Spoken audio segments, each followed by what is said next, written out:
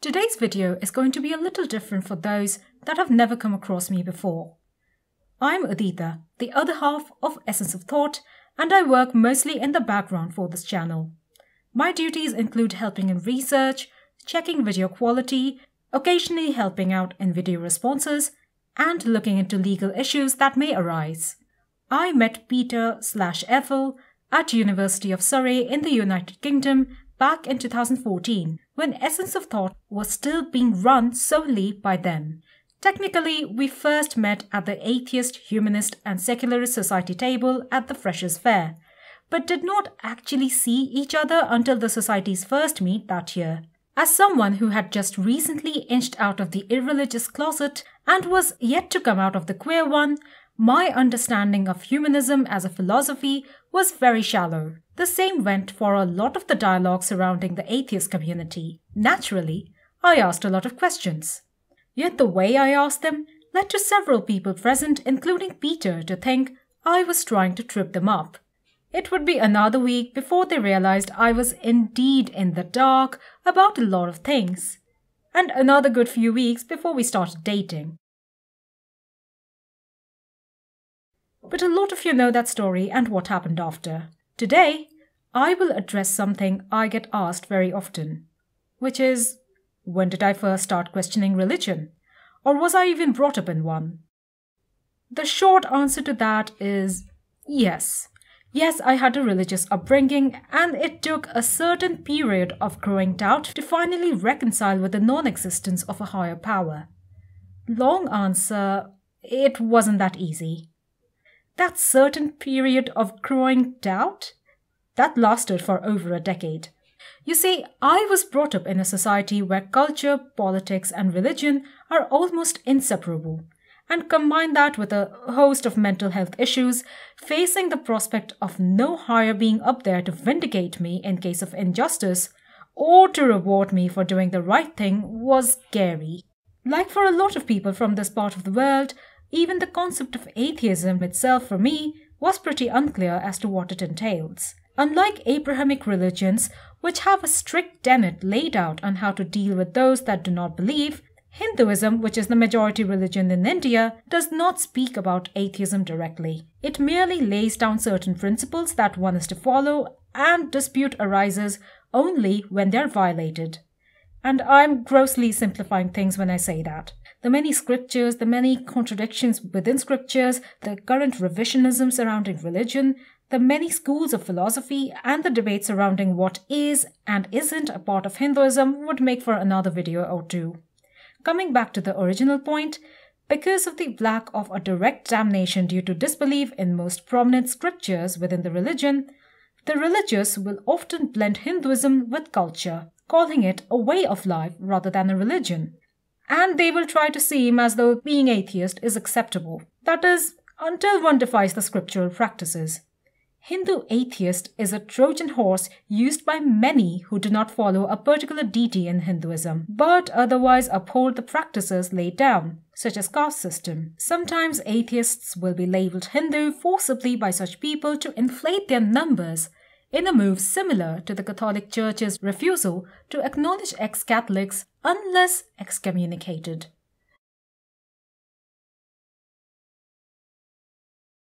In my case, I have often found it doesn't register with people that I truly do not identify as Hindu or have a belief until I do something that is radical, such as refusing to partake in rituals. Until then, the attitude is one of completely disregarding my lack of belief with a wave of hand or a shrug, with the expectation that I will keep on adhering to every tradition and cultural practice, irrespective of what I am. In more frustrating cases, I have seen someone's lack of belief being dismissed as a fad. It is in this that I have found lies the biggest difference between any Muslim or Christian who has dealt with me and Hindus.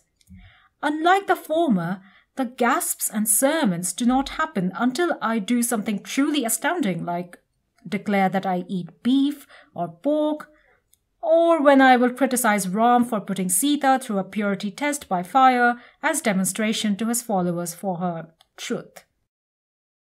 Perhaps this lack of outburst at the initial moment of declaration is why I have taken this long to finally admit to myself the non-existence of God. The indifference is often mistaken for acceptance until matters reach a certain level of shock, and I have been there. This is of course not helped by the fact that I was brought up with an enormous amount of caste privilege.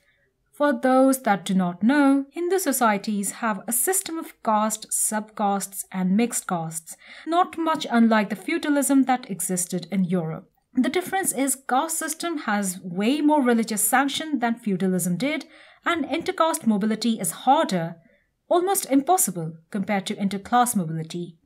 There is a lot of complication as to how caste arose and how it grew more rigid as time passed. In a nutshell, the four main castes are Brahmins, who are priests and scholars, followed by Kshatriyas, who make warriors and very often rulers. And then comes the Vaishyas, or the merchant class, and Shudras, who live to serve the others. There is also an even lower caste of untouchables, who are exactly as the name suggests. Although caste discrimination has been outlawed in India, in practice it still exists in most parts of society, just the way that racial privilege persists despite a legal crackdown on racism. There is a lot of confusion on how women are categorized in caste system, with some texts placing us with lower castes, with others allotting our caste in accordance to our place of birth and marriage. In any case, I had the fortune of being born into a Brahmin family, a privilege that took me a long while to fully realize. While my family isn't the kind to kill someone for mingling with other castes, the feeling of superiority pervades their day-to-day lives. The way my upper caste privilege worked was in how I was subtly fed the notion that I was somehow inherently better than others and more divine only on account of my family being priests. The empathy to realize how caste has affected those that get the rough end of the stick developed very late simply because I was reluctant to let go of a privilege that had become comfortable. This grew worse as I began questioning religion. My privilege came from divinity. But if divinity itself did not exist, who was I? It was depressing to realize I was just like everyone else with nothing truly special about myself on account of my birth. Once I got over it, I was disgusted by what I saw around me. Even after I had declared I was an atheist, I had seen people flinch if I touched their feet, which is a very common sign of respect in India. And that is merely because it would reflect badly on them to have someone from a higher caste stoop to them. I have seen my cousin being bullied by members of my family just because she married a man, a good man, a kind man, who was below us in caste. I have seen people's behavior change to becoming more welcoming the moment they read my surname. Needless to say, being placed on an altar without being asked for also brings in expectations that are unwanted. So, being defiant and refusing to acknowledge a higher power while being a Brahmin's daughter meant I was even more frightened of speaking out my mind publicly. Of course, Hinduism wasn't the only religion that put a nail in the coffin as far as my religious beliefs were concerned. I meddled with Catholicism in school and was later exposed to Islam because of a very persistent ex. Both of these instances drove the nail further in. But that, perhaps, is a story for another time. So there goes a little bit about me. We will be back with more videos in the coming week. In the meanwhile, let me know if there are more topics that you want me to cover or if there are more questions that you'd like me to address. Thank you and have a good day.